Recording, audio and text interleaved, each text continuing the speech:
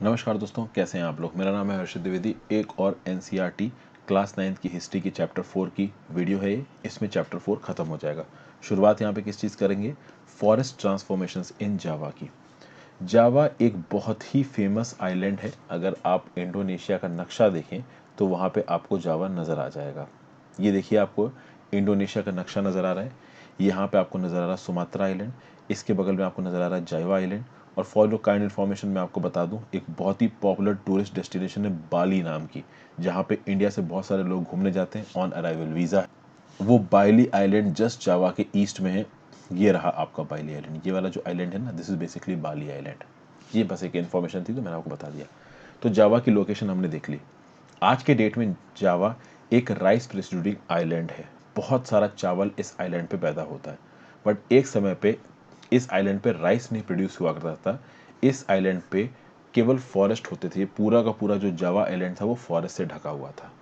अब मैं आपको एक बात बता दूं, ये बात खैर मैंने आपको बहुत बार बता भी रखी और बहुत कॉमन सी बात है, तो आपको शायद पता भी होगी कि अगर आप इंडिया पे कॉलोनियल राज की बात करिए तो इंडिया पे राज करते थे ब्रिटिशर्स। उसी प्रकार से इंडोनेशिया में जो कॉलोनियल पावर थी वो थे डच। ठीक है ना भाई। तो which was the colonial power in Indonesia, Dutch. But कहीं ना कहीं कॉलोनियल पावर्स की हर जगह पे जो नीति रही है वो एक्सप्लॉयटेशन की नीति रही थी, और इंडोनेशिया में भी एक्सप्लॉयटेशन की नीति थी। तो अगर आप इंडोनेशिया में फॉरेस्ट लॉस की बात कर लीजिए या इंडिया में फॉरेस्ट लॉस की बात कर लीजिए, दोनों ही प्रकार के लॉस सेम थे। दोनों ही प्रकार के लॉस ट्राइबल्स को कुछ नहीं देना चाहते थे और सारे के सारे रिसोर्सेज को चूसना चाहते थे। जावा एक ऐसी जगह थी इंडोनेशिया में जहाँ पे डच ने अपना फॉरेस्ट मैनेजमेंट शुरू किया।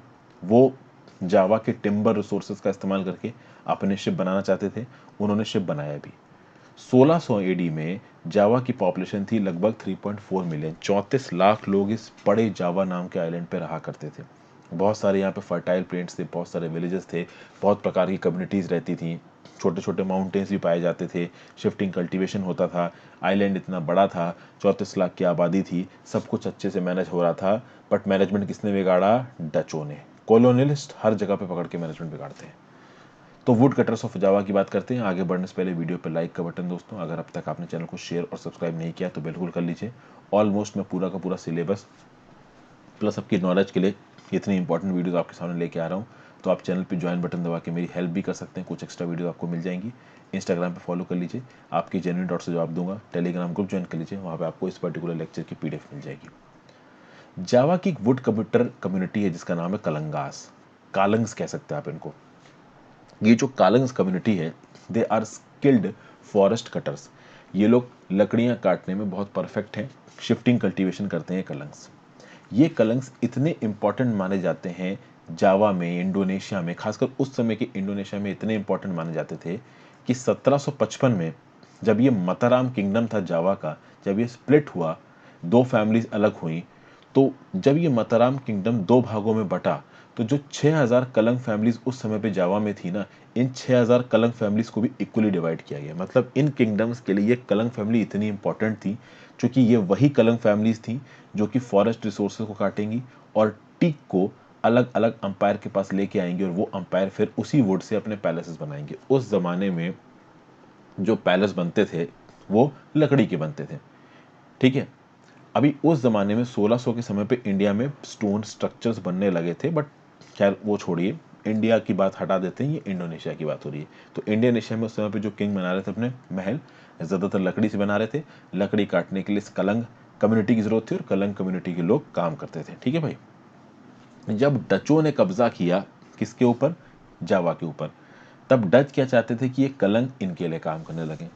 कलंग्स को शुरू में ही थोड़े दिन बाद ही समझ में आ गया कि ये जो डच आए हैं ये कॉलोनियल पावर है और ये हमें एक्सप्लॉइट करेगी।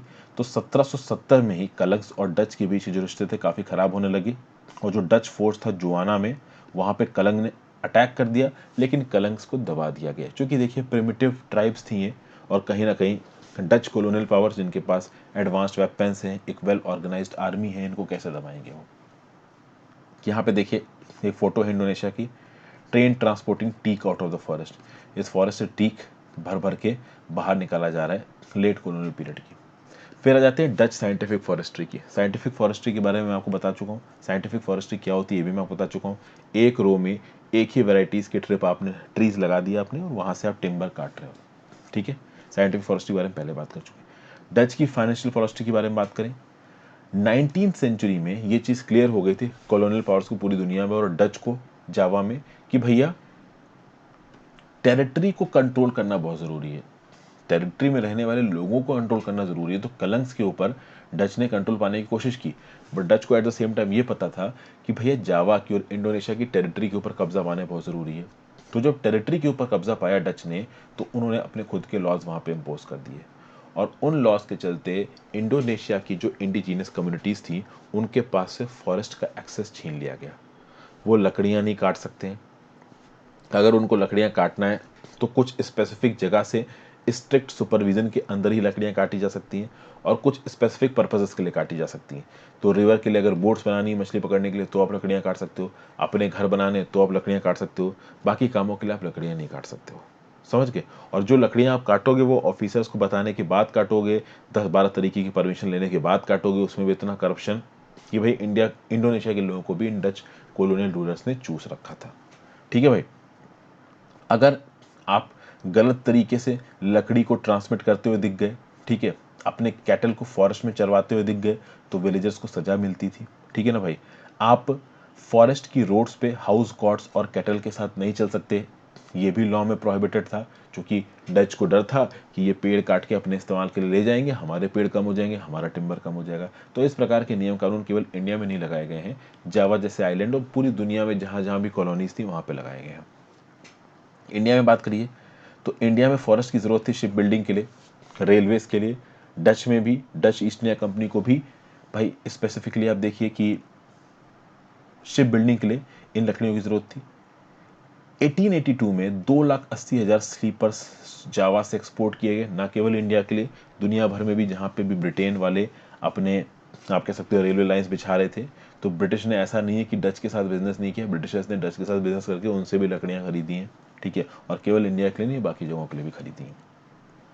अब अगर लकड़ी काटनी है, टिम्बर काटना है अगर जंगल से, तो टिम्बर काटने के लिए कुछ तो चाहिए ना भाई।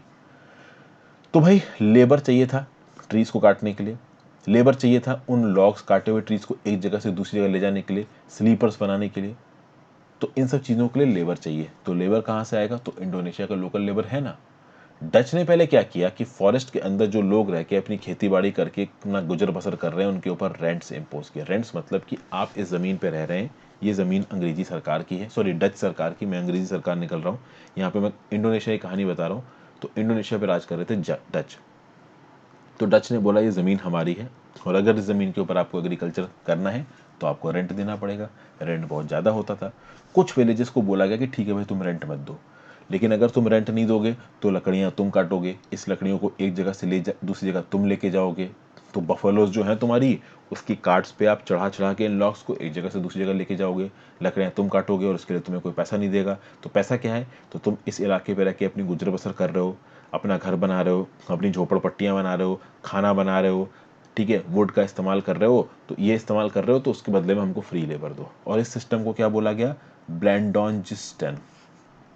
स्पेलिंग मुश्किल है, आप खुद ही देख लीजिए, ठीक है भाई। बाद में रेंट एग्जेम्पशन की बजाय फॉरेस्ट वेजेस को थोड़ी थोड़ी वेजेस दी जाने लगी, लेकिन कहीं ना कहीं फॉरेस्ट लैंड को कल्टीवेट करने की ताकत बहुत लिमिटेड थी। फॉरेस्ट लैंड के ऊपर एग्रीकल्चर करने की ताकत बहुत लिमिटेड थी, क्योंकि डच भी साइंटिफिक फॉरेस्ट्री घुसेड़ रहा था और साइंटिफिक फॉरेस्ट्री के चलते वो ज़्यादा से ज़्यादा लैंड एक प्रकार के ट्री के अंदर लाना चाहते थे जहाँ पे ज़्यादा से ज़्यादा टिम्बर उगाया जा सके। अब यहाँ पे देखिए, यूनाइटेड ईस्ट इंडिया कंपनी जो कि कॉलोनियल जावा में थी, उसके डच ऑफिसर डिर्क वैन हॉगनबर्ग क्या बोल रहे हैं, बतावियंस मतलब वो वहाँ पे जो रहने वाले लोग हैं उनको एड्रेस करते हुए बोल रहे हैं कि देखिए, आप आश्चर्य हो जाओगे जो मैं आपको बताने वाला हूँ। दुनिया भर में हमारे जो शिप्स हैं डिस्ट्रॉय हो रहे हैं, हमारा ट्रेड कम हो रहा है, हमारा नेविगेशन कम हो रहा है, हमको अपना टिम्बर अपने नॉर्थ वाले पार्टनर से महंगे में खरीदना पड़ता है। आपकी कंट्री में इतना टिम्बर है कि हमारी नेवी की सारी रिक्वायरमेंट, हमारे मर्चेंट शिपिंग की सारी रिक्वायरमेंट, ये सब कुछ पूरे हो जाएगी। और सबसे खास बात ये क्या बोल रहे हैं, ये जावा से, इंडोनेशिया से जो पेड़ काट रहे थे, उस पेड़ के काटने को जस्टिफाई कैसे कर रहा है बंदा, ये देखो। ये बोल रहा है कि भाई जावा में इतना टिम्बर है ना कि पूरी डच नेवी की शिप्स बन सकते हैं। जावा में इतना टिम्बर है ना कि सारे के सारे डच मर्चेंट शिप्स बन सकते हैं। और जावा का टिम्बर ऐसा है कि वो अपने आप को तुरंत ही दोबारा उगा लेगा, अपने आप को तुरंत ही दोबारा रिक्यूपरेट कर लेगा। कहने का मतलब ये है कि जावा के टिम्बर रिसोर्सेज इनएग्जॉस्टिबल है, ऐसा बोल रहा है यहाँ पे डर्क वैन हॉगनडॉर्फ। इसका क्या बोलना है कि जावा के पेड़ में काटते जाऊंगा काटते जाऊंगा काटते जाऊंगा, बट पेड़ ये कभी खत्म नहीं होंगे। They are inexhaustible under good care and management. मतलब ये लोगों को अनाउंस करके बोल रहा है कि भाई तुम्हारे रिसोर्सेज को तो मैं दम से इस्तेमाल करने वाला हूँ। फिर यहाँ पे बात करते हैं समिंस चैलेंज। हमेशा तो ऐसा डच का नहीं चलेगा ना कभी तो कोई आवाज़ आएगी तुम्हारे इस एक्सप्लॉयटेशन के अगेंस्ट, और आवाज़ आई। 1890 में सुरंतिको समीन, ये रानडुब लेटुंग नाम के विलेज का एक पर्सन था, एक टीक फॉरेस्ट का विलेज का एक पर्सन था। इसने आवाज़ उठाई और उसने बोला कि स्टेट ओनरशिप ऑफ फॉरेस्ट गलत है। किसने हक दिया इस डच गवर्नमेंट को कि ये यहाँ के आके हमारे फॉरेस्ट रिसोर्सेज के ऊपर जोर चला रहे हैं? Who has given them the authority to own our forest? अरे ये फॉरेस्ट तो हमारे हैं ना। इस विंड को, इस वाटर को, इस अर्थ को, इस वुड को इन डचों ने तो बनाया नहीं है, हम इसको ओन करते हैं, तो ये कैसे इसको एक्सप्लॉइट कर रहे हैं? यहाँ पे सुरिंतुको समिन ने एक सवाल पूछा, और इस सवाल में बहुत सारे लोगों ने समिन के साथ हामी मिलाई। समिन के सन इन लॉ भी समिन के साथ खड़े हो गए। 1907 तक 3000 फैमिलीज ऐसी उठ के आ गई जो समिन के आइडियाज़ को मानने लगी, और वो ये बोलने लगी कि कौन हो तुम हमसे हमारी ज़मीनों को छीनने वाले, कौन हो तुम पेड़ काटने वाले, किसने तुमको अधिकार दिया कि तुम हमसे हमारी ज़मीनें छीन रहे हो? तो फिर प्रोटेस्ट ये लोग किस तरीके से करते थे? तो वायलेंट प्रोटेस्ट नहीं थी शुरुआत में। जब भी डच पीपल आके सर्वे करते थे लैंड का, तो ये जो सेमिनिस्ट थे वो अपने आप को ज़मीन पे लिटा लेते थे। ये बोलते थे कि ना हम आपको पेड़ काटने देंगे, ना ही हम आपको किसी प्रकार का टैक्स देंगे, और ना ही हम आपकी ज़मीनों में किसी भी प्रकार का लेबर करेंगे। ओके, कुछ इंपॉर्टेंट आइलैंड्स दिख रहे हैं यहाँ पे। Sumatra island of Indonesia, Borneo island, Java island, Bali island, ऐसे बहुत से आइलैंड्स हैं आपके कहाँ पे? इंडोनेशिया में। ठीक है भाई। ज़्यादातर जो इंडोनेशिया के फॉरेस्ट है सुमात्रा, कालीमंटन और वेस्ट एरियन आइलैंड्स में। जावा में डच ने अपनी साइंटिफिक फॉरेस्ट्री को शुरुआत किया था। अब जावा में ज़्यादातर राइस का प्रोडक्शन होता है। एक समय पे टीक के पेड़ वहाँ बहुत सारे थे, सारे काट दिए। आगे बात करते हैं वॉर एंड डिफॉरेस्टेशन की। भाई फर्स्ट वर्ल्ड वॉर और सेकेंड वर्ल्ड वॉर। देखिए फर्स्ट वर्ल्ड वॉर और सेकेंड वर्ल्ड वॉर में अलाइज इन्वॉल्व थे। अलाइज में कौन कौन था? तो ब्रिटिशर्स थे भाई। ब्रिटिशर्स के साथ बाकी कौन कौन सी पावर्स थी? तो फ्रांस था, यूएस था। अब बात ये थी कि जब फर्स्ट वर्ल्ड वॉर और सेकेंड वर्ल्ड वॉर लड़े रहे थे ये ब्रिटेन और फ्रांस जैसी कंट्रीज, तो इनको रिसोर्सेज की ज़रूरत है। रिसोर्सेज आप कहाँ से लेके आओगे? रिसोर्सेज आप उस इलाके से लेके आओगे जो आपके कंट्रोल में। तो इन एलाइज ने अपनी कॉलोनिस्ट कंट्रीज को दम से लूटा। और वॉर के समय पे भाई वुड की बहुत ज़रूरत थी, पेड़ों की बहुत ज़रूरत थी। तो भाई जब वॉर चल रहा था ना, चाहे इंडिया हो चाहे जावा हो, दबा के पेड़ काटे गए। वैसे तो बहुत सारे फॉरेस्ट लॉस थे, लेकिन जब वर्ल्ड वॉर वन और वर्ल्ड वॉर टू चल रहा था तो किसी भी प्रकार के फॉरेस्ट लॉ को नहीं देखा गया। उन्होंने बस पेड़ काटने शुरू किए, क्योंकि ब्रिटिश की वॉर रिक्वायरमेंट्स को पूरा करना था। अब जापानीज अटैक कर रहे थे, और जापानीज कहीं ना कहीं डच के ऊपर अटैक करने वाले थे। तो डच ने सोचा कि इससे पहले कि जापान आके हमारे इस इंडोनेशिया वाले इलाके पे कब्जा करके यहाँ के रिसोर्सेज इस्तेमाल करके अपने आप को स्ट्रांग कर ले, हम यहाँ के रिसोर्स को डिस्ट्रॉय कर देते हैं। ऐसा डच ने सोचा। डच को पता था कि वो जापानीज को रोक तो पाएंगे नहीं, डच हार जाएंगे, उनको इंडोनेशिया छोड़ना पड़ेगा। तो छोड़ने से पहले स्कॉच्ड अर्थ पॉलिसी अपनाएंगे। स्कॉच्ड अर्थ पॉलिसी क्या बोलती है कि जैसे कि मान लीजिए आपके पास कोई एक चीज़ है, बहुत एक कीमती चीज़ है, आपके पास कोहिनूर हीरा है, और आपको ऐसा लग रहा है कि आपसे कोहिनूर हीरा छीन लिया जाएगा, कोई और आपसे छीन के ले जाएगा। आप वो हीरा देना नहीं चाहते, बट आपको पता है कि वो आपसे छीन लिया जाएगा, वो आपके पास नहीं रह सकता। तो अगर आप एक बहुत ही उल्टी बुद्धि के आदमी, तो आप क्या बोलोगे कि मैं इस हीरा को तोड़ देता हूँ, उसको तबाह कर देता हूँ, उसको बेकार कर देता हूँ, उसको बेकार बोल देता हूँ, तो इसकी वर्थ ही मैं गिरा देता हूँ, ताकि सामने वाला आके इसको एंजॉय नहीं कर पाए। ये होती स्क्वाश डेथ पॉलिसी। तो अगर आप किसी इलाके पे कब्जा कर रहे हो और उस इलाके से रिट्रीट कर रहे हो, तो वहाँ के पानी में आप जहर मिला दोगे, ताकि सामने वाला आके उस पानी को पिएगा तो मर जाएगा। आप वहाँ के सारे जंगल जला दोगे, वहाँ के सारे पेड़ पौधे, फसल, ग्रेन्स, फल सब बेकार कर दोगे, ताकि आगे वाला आदमी जब उस जगह पे आके कब्जा करेगा उसको कुछ भी वहाँ से फ़ायदा नहीं मिलेगा। तो भाई जापानीज के आने से पहले डच ने सॉ मिल्स, लकड़ियों को काटने वाली इंडस्ट्री जला दी। Huge piles of giant teak logs, जो पेड़ काट के रख रखे थे, उनको जला दिया, ताकि सब जापानीज के हाथ ना पड़ जाए। जब जापानीज़ यहाँ पे पहुँचे, इन्होंने इंडोनेशिया पे कब्जा किया, तो बहुत समय तक उन्होंने इंडोनेशिया के जावा के फॉरेस्ट को एक्सप्लॉइट किया अपने वॉर एफर्ट्स के लिए। उन्होंने फॉरेस्ट विलेजर से बोला कि पेड़ काटो, फॉरेस्ट विलेजर्स ने भी पेड़ काटे, और फॉरेस्ट विलेजर्स को भी एक मौका मिला कि पेड़ काट को इनको दे दो, और जो जगह खाली हो रही है उस जगह पे हम लोग अपना एग्रीकल्चर करेंगे। तो एग्रीकल्चर करेंगे, पौधे की पैदावार होगी, तो कम से कम खाना तो खाएंगे। तो विलेजर्स ने वहाँ पे कल्टीवेशन एस्टैब्लिश कर लिया। बाद में जब जापानीज वहाँ से चले गए, तो उसी लैंड को लेने में इंडोनेशियन फॉरेस्ट सर्विस की हालत ख़राब हो गई। इंडोनेशियन फॉरेस्ट सर्विस वाले जब उस लैंड को लेने वापस पहुंचे, तो वहाँ पे जो लोग एग्रीकल्चर कर रहे थे उन्होंने बोला कि क्यों हम अपना लैंड वापस दें, अरे हमने तो इस लैंड को साफ़ किया है, यहाँ पे हम एग्रीकल्चर कर रहे हैं, हमारी तो कमाई इससे जुड़ी हुई है, तुम क्यों अपना लैंड वापस लेने आए हो। समझ गए। तो एक समय वो इलाका जहाँ पे बहुत सारे फॉरेस्ट थे, सारे फॉरेस्ट काट दिए गए, और अब वहाँ पे क्या आ गया, अब वहाँ पे एग्रीकल्चर लैंड आ गया, और राइस की खेती बड़े जोरों शोरों से होती है वहाँ पे अभी भी। ठीक है भाई। तो ये कहीं ना कहीं हमारी जो एग्रीकल्चर कम्युनिटी है वो कभी भी फॉरेस्ट डिपार्टमेंट के साथ टच में आती। उस समय भी जो जावा आइलैंड की एग्रीकल्चर कम्युनिटी थी वो इंडोनेशिया के फॉरेस्ट डिपार्टमेंट के साथ क्लैश में आ रही थी, और कहीं ना कहीं इंडिया की जो एग्रीकल्चर कम्युनिटी है वो भी इंडिया के फॉरेस्ट डिपार्टमेंट्स के साथ क्लैश में आती है। ये ट्रेंड केवल इंडोनेशिया में ही नहीं, इंडिया, अफ्रीका की बहुत सी कोलोनियल कंट्रीज, साउथ अमेरिका की बहुत सी कोलोनियल कंट्रीज में देखने को मिलता है। यहाँ पे क्या दिख रहा है आपको, Indian munitions board, war timber, sleepers piled at Sule pagoda ready for shipment. देखिए भाई, पूरी दुनिया में जंग लड़ी जा रही थी फर्स्ट और सेकंड वर्ल्ड वॉर के दौरान, और वुड एक बहुत इंपॉर्टेंट एलिमेंट होता है। वुड के नाना प्रकार के यूज होते हैं, कहीं जंग भी हो रही होगी तो वुड की बहुत जरूरत है। उन वुड के दम पे आप अपने इनकैंपमेंट्स बना सकते हो, उन वुड के दम पे आप सोने का बेड, बहुत सारी चीजें, आप उसको जला के खाना, वुड के बहुत यूजेस हैं। और फर्स्ट और सेकेंड वर्ल्ड वॉर के समय पे वुड की इंटेंस यूजेस की जरूरत थी, इसलिए वुड को बहुत ही बल्क में इंडिया से भी एक्सपोर्ट किया गया है। ठीक है ना भाई। और जब वुड एक्सपोर्ट किया जाता तो कोई फॉरेस्ट पॉलिसी नहीं लग रही थी, बस एक्सपोर्ट करे चले जा रहे थे। फिर बात करते हैं न्यू डेवलपमेंट्स इन फॉरेस्ट्री। चलिए, देश आज़ाद हो गया। 1980s आते आते एशिया और अफ्रीका की गवर्नमेंट ने साइंटिफिक फॉरेस्ट्री के ऊपर फोकस देना बंद कर दिया।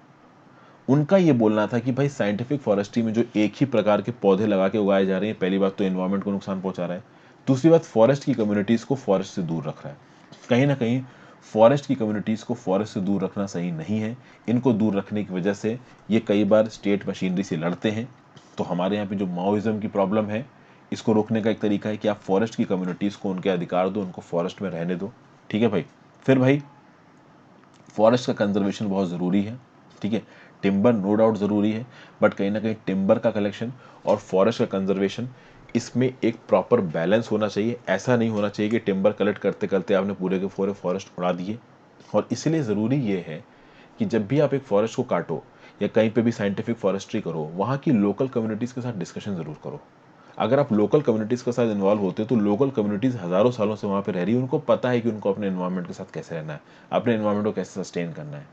इंडिया में फ्रॉम मिजोरम टू केरला बहुत से डेंस फॉरेस्ट सर्वाइव कर रहे हैं, क्योंकि उनको सैक्रेड ग्रोव्स का दर्जा दिया गया। सैक्रेड ग्रोव्स मतलब कि वहाँ पे रहने वाले जो इंडिजिनस लोग हैं वो उन फॉरेस्ट की पूजा करते हैं। जब वो उनकी पूजा करते हैं तो वो उन फॉरेस्ट को कभी नुकसान नहीं होने देंगे।